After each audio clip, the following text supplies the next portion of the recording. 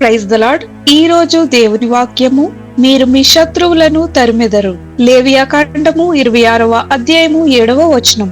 మీరు మీ శత్రువులను తరిమెదరు, వారు మీ ఎదుట ఖడ్గం చేత పడెదరు. ఎప్పుడైతే మనము ఈ సృష్టిని కాక సృష్టికర్త అయిన యేసుక్రీస్తును మాత్రమే ఆరాధిస్తామో మరియు ఆయన ఆజ్ఞలను అనుసరించినప్పుడు మన ఎదుట శత్రువులు నిలువలేకుండా పారిపోయేటట్లు దేవుడు చేస్తాడు.